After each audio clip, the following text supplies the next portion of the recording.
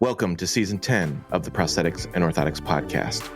This is where we chat with experts in the field, patients who use these devices, physical therapists, and the vendors who make it all happen. Our goal? To share stories, tips, and insights that ultimately help our patients get the best possible outcomes. Tune in and join the conversation. We are thrilled you are here and hope it is the highlight of your day. Hey, y'all. Welcome to another episode of the Prosthetics and Orthotics podcast. Joris is actually traveling, and, he gets to travel all over Europe. It's apparently very inexpensive to do so, a little jealous. So some well-deserved time off, and he's got a lot of travel coming up. But I've got my trusty sidekick, Katie Richmond, with me today. So hi, Katie. Hey there. Happy New Year to you. To you as well. So you're kind of buried in snow, I hear. Yeah. I'd say about 11 inches. So nothing overnight, huh? Just cold? No, this was all yesterday. And hey, it's all good. My street isn't plowed, but the major ones are. And no, just enjoying this winter wonderland. I hear you. Well, and we're also talking you have been with Advanced 3D for almost a year now. I know. That's crazy. Pretty crazy. Yeah.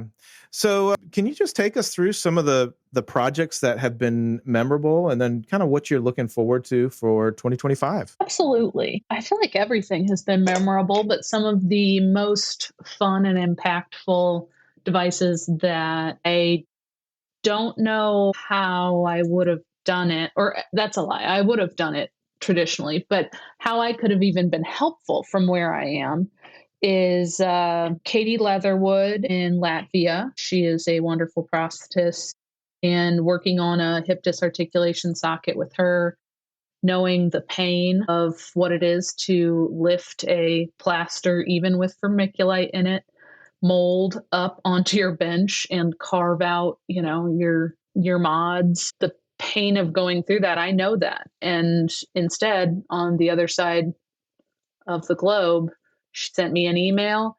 I worked on something, sent it back to her. She had it printed locally, and the patient is in it. And not once did I have to strain my back and lift up 90 pounds. The other would be in California, working out of Salinas Valley and doing some partial hand prostheses, that the ability to iterate quickly and provide some static, low-cost, functional devices for people who, because of insurance reasons, Medicare and Medicaid coding issues, they wouldn't be able to have anything. And to be able to quickly go back and forth across the entire country, iterating with the prosthetists on site, it makes the world feel pretty small compared to how it did before I joined Advanced 3D. Yeah, and I'd just like to echo that. I mean, I think one of the neatest things, and especially with Bamboo Labs printers being so accessible with the Bamboo Mini at, I'm guessing it's still on sale for $179, but or going to like the A1, which is roughly $400, you get a little bit more build volume, to the one that you have, which is the what is it? I have the X1 Carbon. X1 Carbon. But it's been nice because these prosthetists have been able to leverage our design experience, your design experience, and then print on site. So there's literally no shipping, and we're able to get through this iterative process really quick on something that's super detailed. And I think that's super exciting. And I really see that as a trend for 2025. I've been working with a couple clinics that have now 3D printers in their offices. We're helping with the design side of things. We send them files, and then when they're ready to go to a definitive socket, we're there to help them out on that journey as well. So I'm really excited about 2025 for that, and being able to help those clinicians, some manufacturers, that sort of thing, on the design side of things. So I'm excited. So what are you excited for 2025? Lots of things. Adjustable sockets. Huh. Fancy that. I think we might have something to say about that today. Yeah. I'm having the code has been around for some months now, but just building up that knowledge and more practitioners feeling comfortable using it, making sure that there are as much as we can 3D devices to assist those mechanical devices. Yes, we are. It is very relevant to today's topic. Don't want to spoil it, but then again, it's a podcast, so you probably read the title. Yeah. So I want to introduce our podcast guest today, and that is Sydney Robinson with Vessl Prosthetics. And they are developing something that is a user-centric adjustable socket. And yeah, I'm really excited to hear the story. I've heard bits and pieces. We met Sydney at AOPA, and so I'm really excited to have her on board.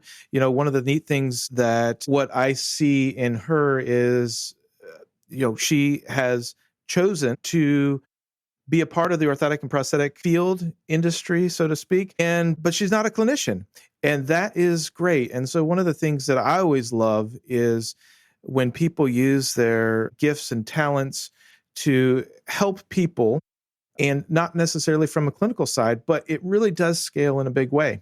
So I'm excited to have you here, Sydney. Welcome to the show. Thank you so much, Brent. I'm really excited to be here and really appreciate you having me on. Yeah. So we always ask, how did you get started in orthotics and prosthetics? But you can also take us through your school journey and your engineering journey as well. Yeah, absolutely. Kind of as you identified, I'm a bit of an outsider when it comes to prosthetics. So I came at it, I was doing engineering as my undergraduate degree in Canada, and I was doing mechanical engineering, but really my heart was in the biomedical field. I've always been really fascinated with how the human body moves and how it works. And I've just really loved all of that, both the problem solving aspects of that, but also just seeing it all come together. And that was my first foray into prosthetics, was for my capstone project in my fourth year of my undergraduate degree. We were working on an ankle foot orthosis for a little girl, and she wanted to go in and out of the water quickly. But she was really struggling because with her AFO, she had to use like thick wool socks. And it was really annoying to go back and forth in the water, out of the water, trying to take all of her gear on and off every time. And at 5 years old, her friends weren't exactly waiting around for her to get all set up. That was my first experience with the problem solving aspects and design aspects of prosthetics. I didn't want to be a clinician myself ultimately, but I did really want to stay in the field and in medical devices in general and stay more on that like device design aspect of it. So I did my master's in biomedical engineering, and I got the opportunity to do a program. It's in Canada, but it's modeled after Stanford's biodesign, which basically brings engineers, PhD scientists, and doctors together to innovate within medicine with a real focus on teaching us about entrepreneurship and what it's like to start a company. It was something that I was interested in for a long time, but didn't really know what it took to start a company, which is why this program was so interesting to me. So right off the bat in that program, they let you kind of go out into the world and experience or find a problem, interview a bunch of different clinicians, and then choose which problem you would like to solve and that you'd really like to make a business out of. And so when we were interviewing clinicians from, cardiovascular surgeons to neurologists to physiotherapists and everybody in between, we shadowed a doctor at a diabetes clinic.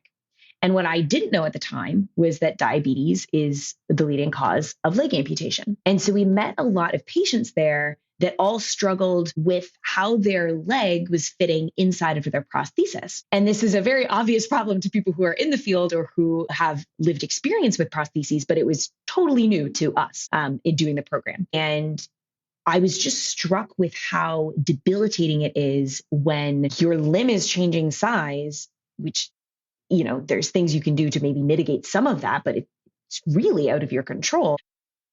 And the prosthesis isn't changing size, and just that misfit seemed to be very frustrating, both for the patient and the prosthetist. And so that really got the gears turning in mine and my co-founders' heads as we were kind of thinking about this. Throughout the fellowship program, we spent a lot of time interviewing prosthetists and interviewing people with leg amputations and limb difference, and learning, what does a day in the life look like? What are some of the considerations when you're developing prosthetic legs or designing sockets and things like that?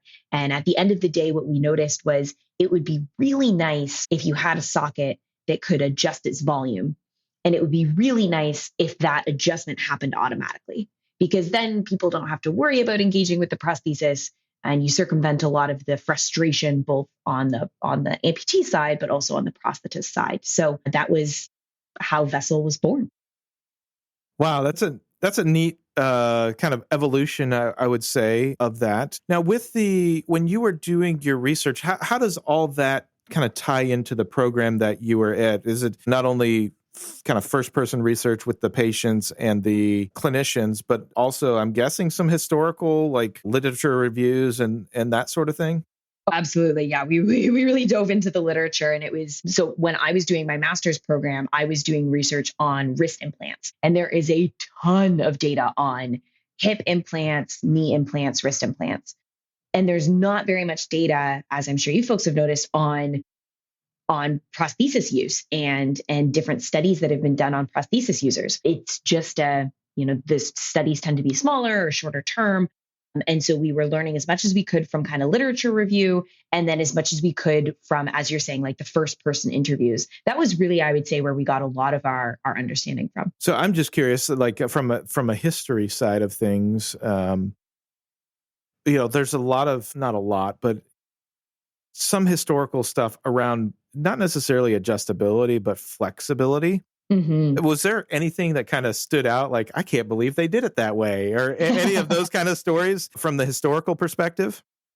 Yeah, I would say yes. And I would say that, first it really struck us that socks were what, right? Like with the, AI in the world and this and that and all of this like high tech, that it's sock management that it really came down to. And I think for us, and honestly, it works really well for lots of patients. So super happy about that. From our perspective, it was interesting that the solution was, quote unquote, a low tech solution. And why was that? And exactly as you said, Brent, as we dove into the literature, we're not the first person that's ever tried to solve this problem. And it is such a multifaceted issue that you can see why things worked or didn't work out. It maybe in the past. So, we looked at like the bladders that people have used in the past and still continue to use, right? Whether they're air filled or water filled, gel filled, like what did that look like? And how is that working? And then there's some like cable based and ratchet based systems, both historically and on the market. So, what are the benefits and pitfalls of some of those designs? So really just tried to look at as many different ways of managing, as you were describing, either the flexibility of a prosthesis, a prosthetic socket, or the adjustability therein. And we had some pretty, outlandish, like, what if we could make a Chinese finger trap version, but for the socket that's like interwoven, and just all kinds of different ideas that we were whiteboarding at the beginning. But I think we've come up with something that's pretty elegant and still low tech enough to be widely accessible and user friendly, but high tech enough that it provides that mental burden relief, if you will. Yeah. So can you take us through a little bit of that journey? And, I think one of the things that stands out to me the most of our field is we've got a bunch of creative people in our field. So not only the fabrication side of things, but some people have an idea. They've been sitting on something for a while. Can you take us through some of that? How did you actually come up just process wise? Mm-hmm. What were the steps? Because, from what I could tell, this journey or Vessl was born in 2022. Yes. So, we're going on 3 years into this, probably feels like a lot longer than that. So I think part of the things that I would love to convey to our audience is, it is a process, right? This stuff doesn't happen overnight. It takes a long time and you got to stick with it. There's probably nights that or days or periods of time that you're like, why am I even doing this? But at least that's what I have sometimes. But yeah. So can you just take our listeners through kind of that journey of how you found, because you had a problem to solve, right? And then what were the steps to take to solve that? And then how do you land the plane? Like, I think that's the other part is people get a lot of the way there and then they don't realize that last percentage is really difficult to get. At what point do you say we're shipping? Yeah. There is so many things that I want to dive into there. I would start with saying we're still trying to land the plane. So I'll let you know when we touch ground, but certainly we're in the landing the plane phase, if you will. And absolutely it has been a process. Like you should have seen, it is Not embarrassing because you had to start somewhere, but fairly embarrassing. Like the first few designs that we had that we thought were going to be viable.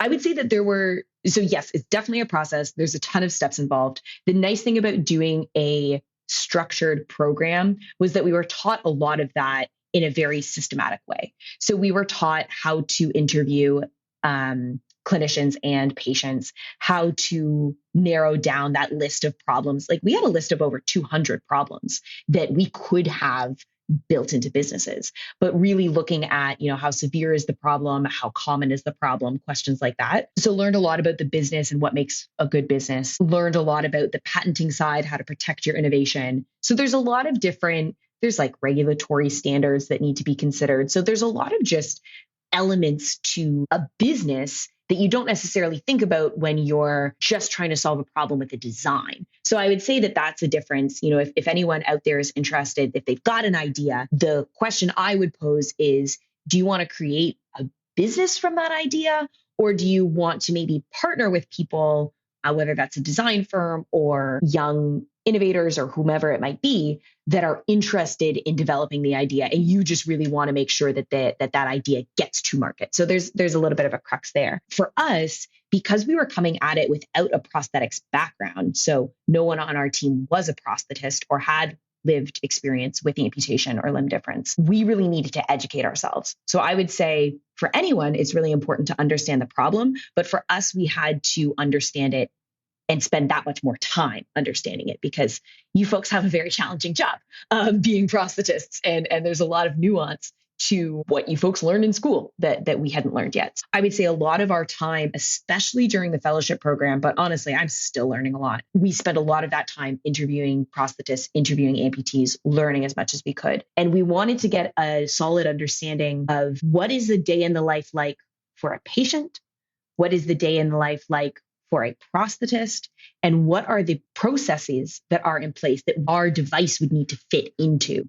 We didn't want to rock the boat on the workflow side of things. We wanted to rock the boat on the innovation and like the benefits to the patient and to the prosthetist side of things. So a lot of education that way. And then it came to, you have to have an idea at some point. So once we felt as though we had understood the problem enough to start generating ideas, then it was generating, as many ideas as you can, figuring out what makes those ideas realistic. One example is weight. Weight is extremely important in the prosthetics industry because it's something that is attached to your limb. And that was one of our driving forces in the design, was just making sure that it was something that could be worn and used in a way that was comfortable. It doesn't help if we make something that's automatically adjusting if it weighs 20 pounds. So using that as a bit of a guide, and then pitching those ideas to prosthetists and saying, what do you think about this? And inevitably people are saying, well, that would be extremely hard for me to build for these reasons, or it would be heavy for these reasons, or no one's going to know how to use it for these reasons. So we started to iterate. So as you said, we're 2.5 years in. First year was really developing the business side, like setting some of the foundations on the intellectual property, the regulatory, understanding how the business side of prosthetics works, even if we'd understood the prosthetics side of prosthetics, and then refining those designs to get to something that someone can actually wear. That happened in July of last year for the first time. So, literally 2 years in before someone's even wearing it. And then now we're really focused on what are the improvements we can make since that first kind of use case to then roll it out to more people and get more feedback. Because when you're landing the plane, the more data points you have, the better. You can make a product that is going to be a lot more relevant to a larger group of individuals when you have more of those data points. So that was a very long-winded answer, but hopefully some of that was easy to follow.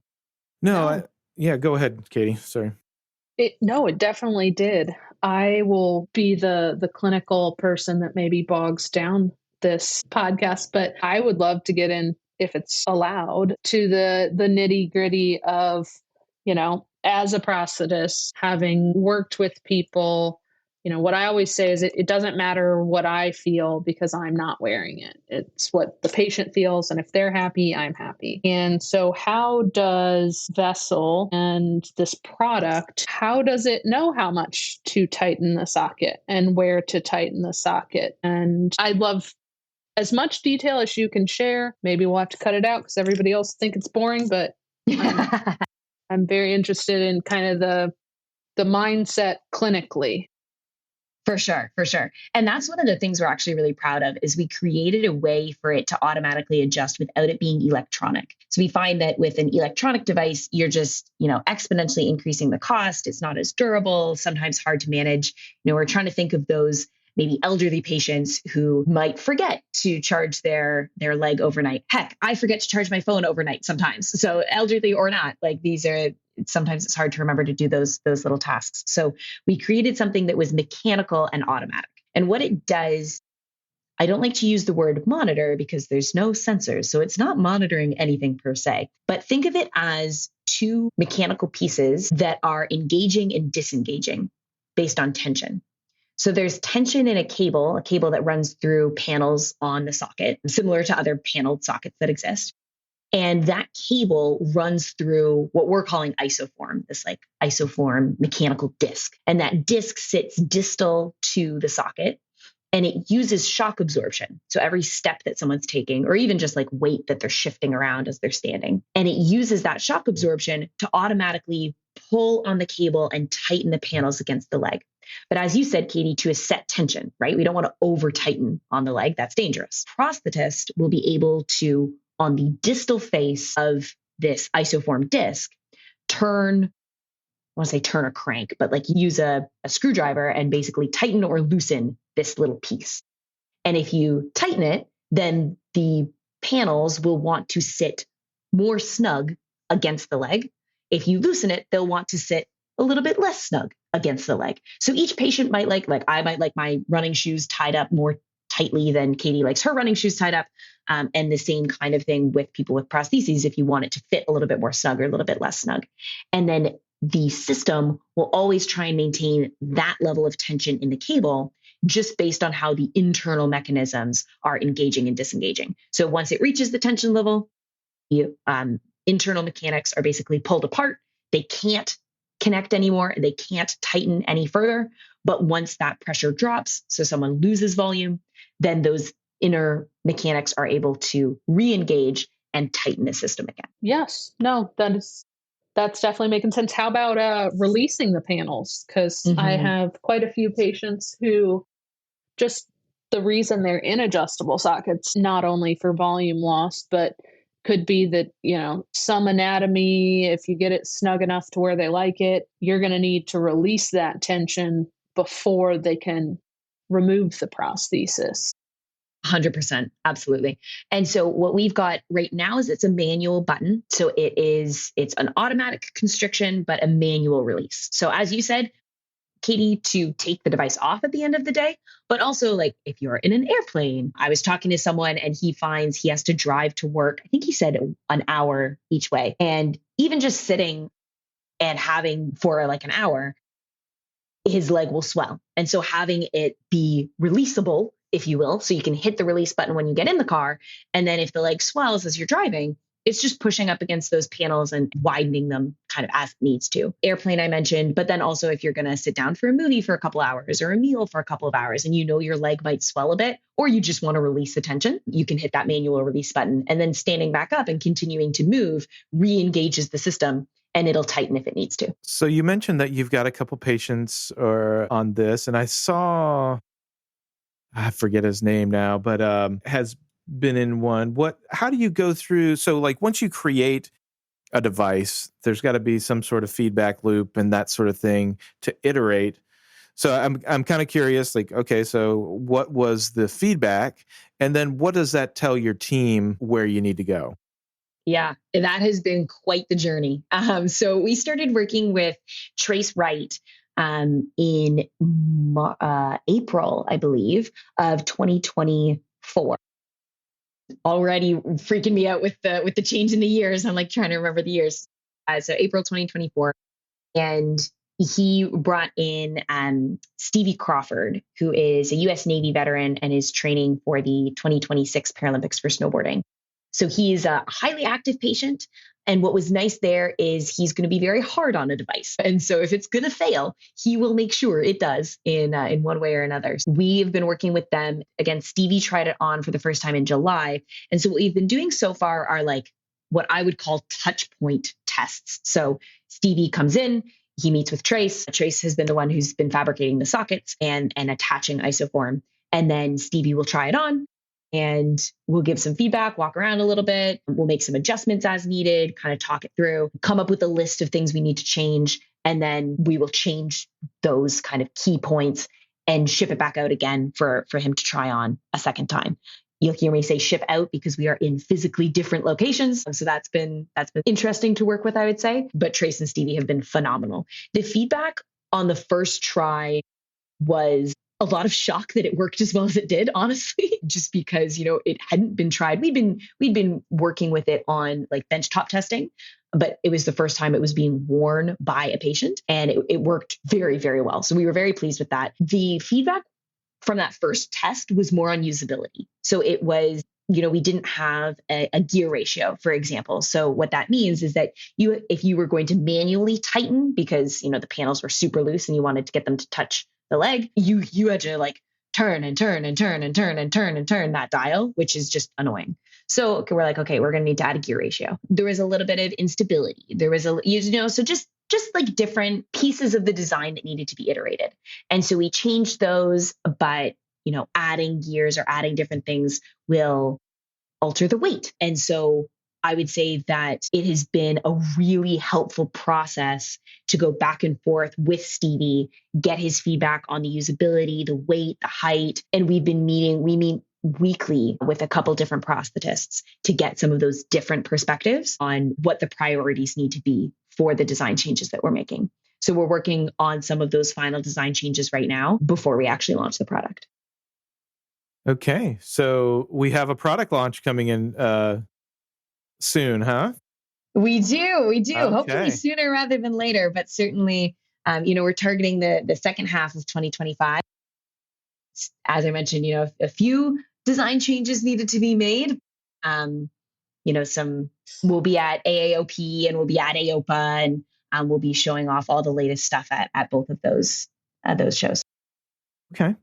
Now, your journey as a CEO and such isn't necessarily, it's to be a leader, right? It's not necessarily, you need to know some of the technical stuff, but you also have to pay for this stuff. So somebody has to fundraise and things of that nature. Can you take us through just a little bit of your role within Vessl and how that's evolved over the last 3 years? Yeah, for sure. So I would say, and to orient the listeners, we are a full-time team of 3 people right now, and have been for the past year and a half. There's 2 co-founders and we have an engineer full-time. And then we also have a slew of different consultants or advisors that we're working with at any given moment. And with the first year and a bit, my role going along has always been business and always will be, I think, the business focus. My co-founder is phenomenal on the design side of things and the product development side. So even though I'm the engineer on the team, or on the co-founding team, he ends up really leading that. And he does an absolutely fantastic job. So as you had identified, Brent, my role really is more on the business side. Within the first year and a half, I really focused on getting some of those key business elements all ironed out. What is the reimbursement pathway? That was something I had to learn, especially being a Canadian founder. The American system was something I definitely needed to study up on.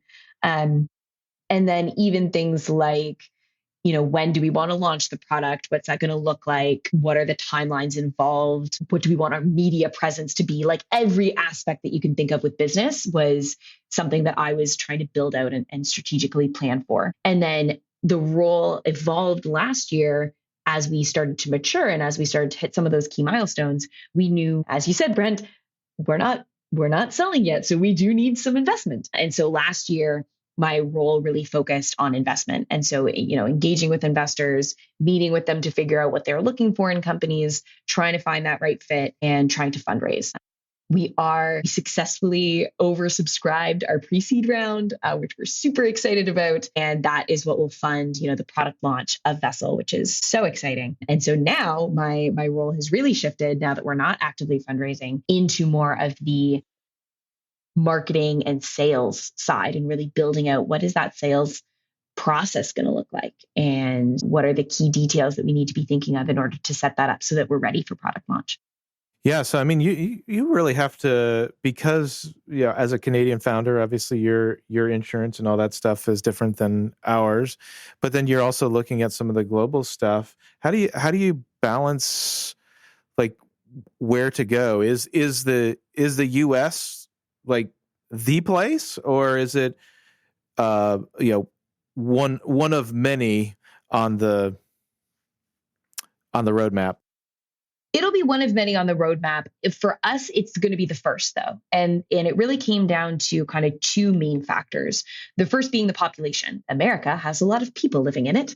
So it makes sense from a population standpoint and a demand standpoint that would be one of our first markets.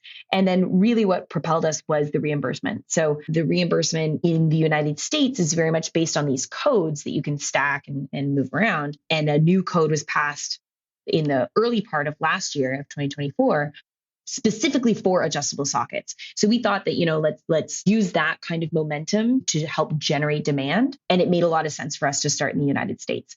Canada has very different reimbursement province to province or state to state. And so that was something that we still need to learn a little bit more about, just because it really dictates where within Canada we end up launching first. And then each country is a little bit different once you get over to Europe, but for the most part, there's a lot more kind of public funding that's over there. So how does that influence the way that prostheses are adopted? And especially like an addition device, right? With having an automatically adjusting socket as of today isn't a medical necessity. And so when you are an addition device, sometimes groups will reimburse and sometimes groups won't. And so trying to navigate that space, it does make the most sense for us to start in the United States and then expand. The Orthotics and Prosthetics podcast, one of the things that we always like to do is see how additive manufacturing plays a role in product development. How does additive manufacturing, 3D printing play a role in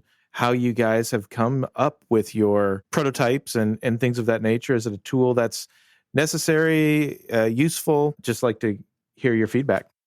Well, yeah, 100%. So we used it a lot when we were prototyping so what we did was we created and 3D printed our own, what we're calling demonstration leg.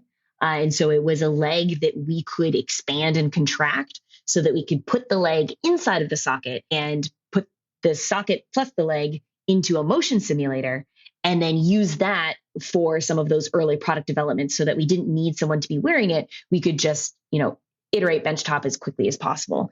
So we used 3D printing to create the leg. We used 3D printing to create the devices, to make the socket, like a whole 9 yards. And it was helpful because we could just iteratively prototype that much faster. We didn't have to wait 4 weeks for someone to CNC something. We could just 3D print it at home. I will say we did try and do 3D printed sockets first to have someone try it on, but there's still, you would know, there's still a lot of like clinical modifications that you need to make afterwards that the core team didn't have that kind of clinical background. So it made more sense. Let's test it on this demonstration leg first, and then we'll have clinicians, if they use additive manufacturing for the socket, great. If they use traditional fabrication for the socket, great. We can work with either of those. But additive manufacturing was instrumental for us in the product development cycle. Very cool. So like on the socket design side of things, it sounds like Trace is doing stuff with traditional fabrication. Is it like, you mentioned you can do either. Is there, when you're developing these modules, and I guess it can go either way, are you thinking, hey, yes, we're going to do either? Or are we going to really tailor to, because traditional fabrication has its own challenges, additive manufacturing has its own challenges. It is hard to kind of straddle that line and say, hey, we can do both. Kind of what is your take on that? Yeah, that's a great point. Our goal is always to make it as accessible as possible, right? We'd love the more people that are using it, obviously, the better. We think that it really helps patients. We think it helps prosthetists. And so we just want to make it as widely accessible as possible. That being said, there are unique challenges to each method. And so we are tailoring it at this point to traditional manufacturing, since that is still the more common one. But we do definitely want to have additive manufacturing in the back of our minds, since that is part of the future of prosthetics. And we want to have it available for those who are adopting more additive manufacturing or working with central fabrication sites that use additive manufacturing. We want that to be an option as well. Yeah, I think it's interesting that you bring that up, because I know that traditionally adjustable sockets are difficult to fabricate, and many people will push that to a central fabrication facility. I mean, just through your research and such, what are you finding as far as trends for prosthetists wanting to create sockets? Are you finding that, hey, no, we want to do this in-house? Or are you finding like, we're okay with sending it out? It's interesting you asked that. It's something that I'm still discovering, to be honest, as we do more and more interviews. I'm always interested in the answer to that question. So I often ask, do you fabricate in-house or do you outsource?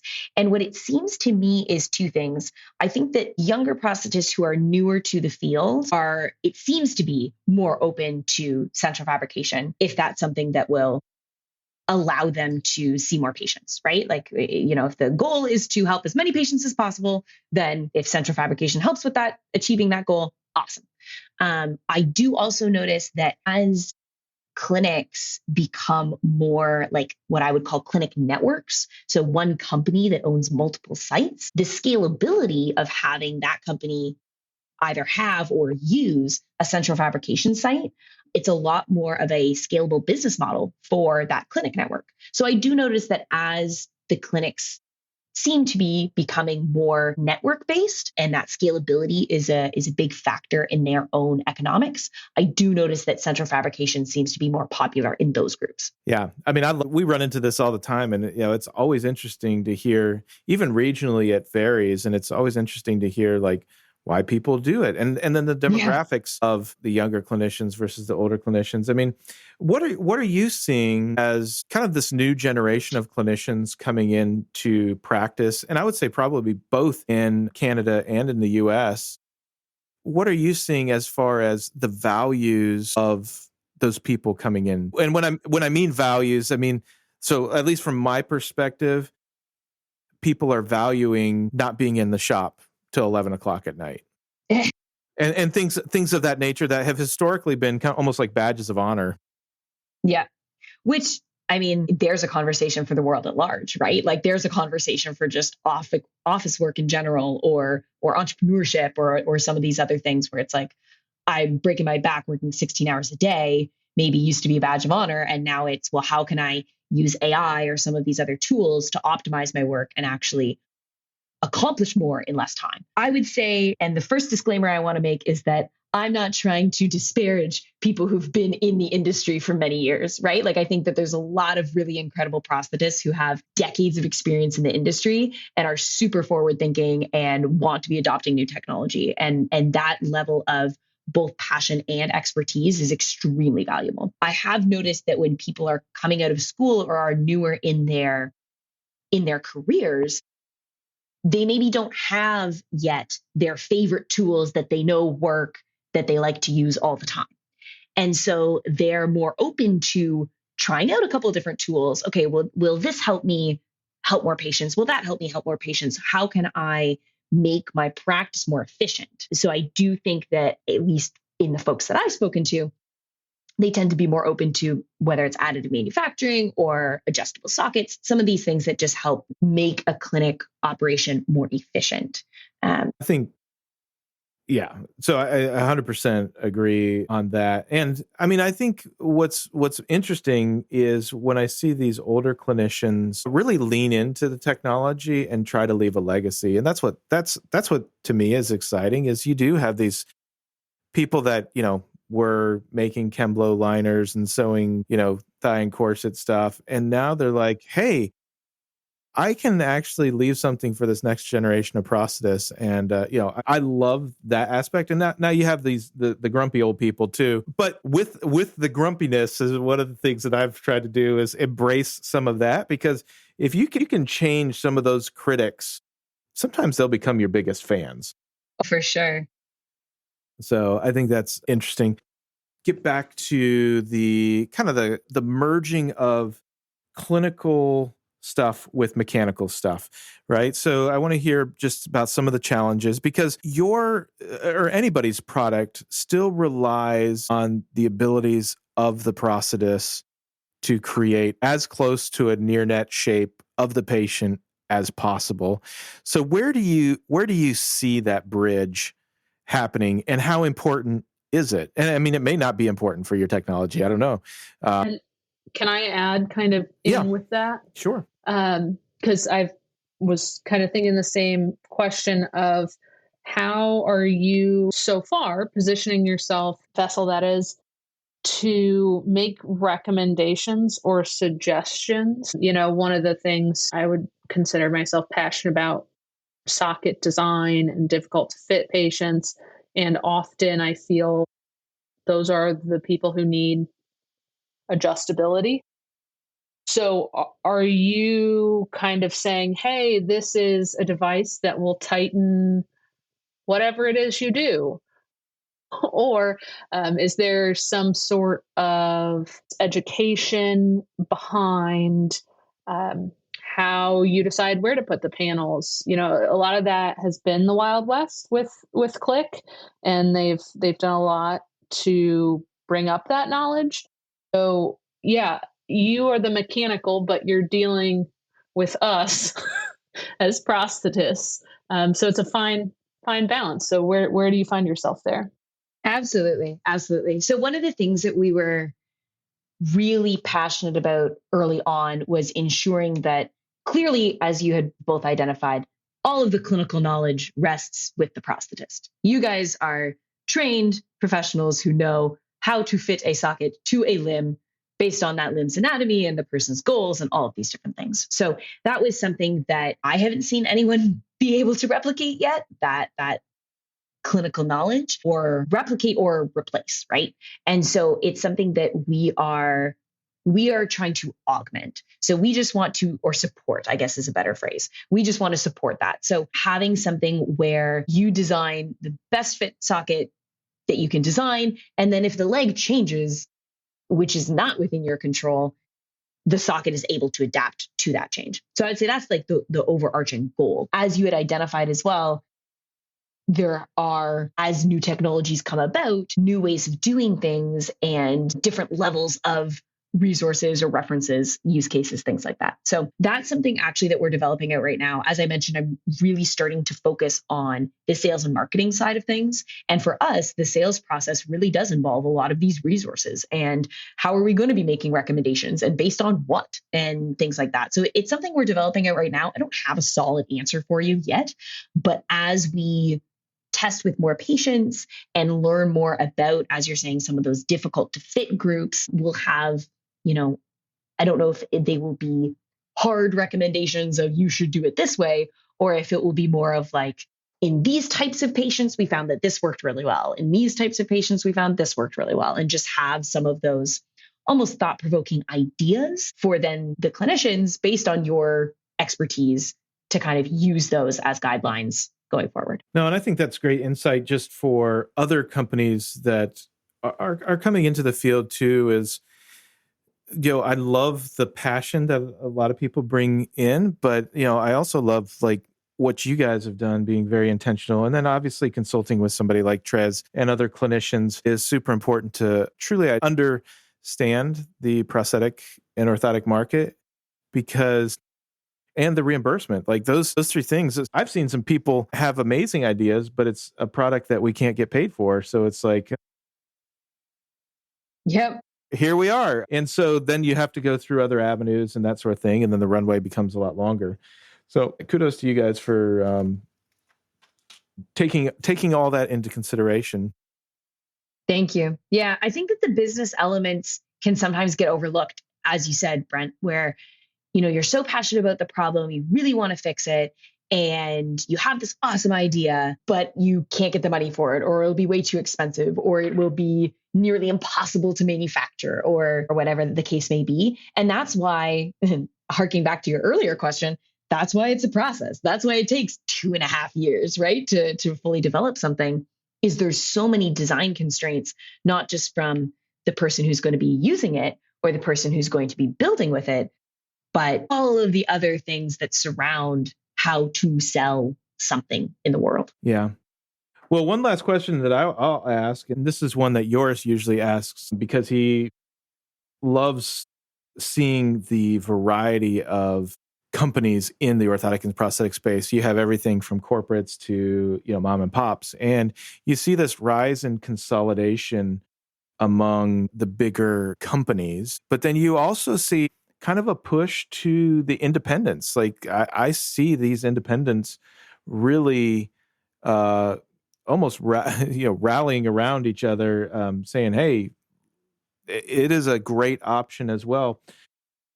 As a CEO, as somebody that's been in the business side of things, and then you're kind of parachuting in to our field as you see the consolidation and the independence, like look into your crystal ball for us and just say, hey, this is what I'm seeing and what that means for us in the future. I'm just as excited as you are to see kind of how that all plays out. It does seem to have a really big part to play, that consolidation. I definitely see it happening. More and more folks that I speak to when I'm talking to prosthetists and interviewing them, trying to get feedback on what we've developed, a lot of them will say, oh yeah, and my clinic was bought out a year ago or 6 months ago or 18 months ago, whatever it might be.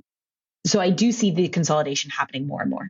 But as you identified, it leaves this space available for some of these independents who can set themselves apart in the way that they interact with their patients or the level of unique offerings that they're able to have. And so maybe they really specialize in additive manufacturing, or they really specialize in adjustable sockets, or whatever the case may be. So I am hesitant to say what my crystal ball is showing me. I think that there's going to be a really awesome opportunity on both sides of the equation, both for that consolidation, which we can clearly see is happening, but I think it also creates these unique opportunities for more of the independents and mom and pop shops to really set themselves apart. Well, hey, thanks so much for joining us. This has been great, and I know our listeners will get a lot out of it. So yes, thank you for sharing your time and your journey with us. I really appreciate it. Thank you so much, Brent and Katie, for having me on. It was a real pleasure to speak with you folks today, and I'm excited to stay connected, and I'm sure I'll see you at all of the upcoming shows. That's right. And Katie, thanks for chiming in as well, asking some thoughtful questions.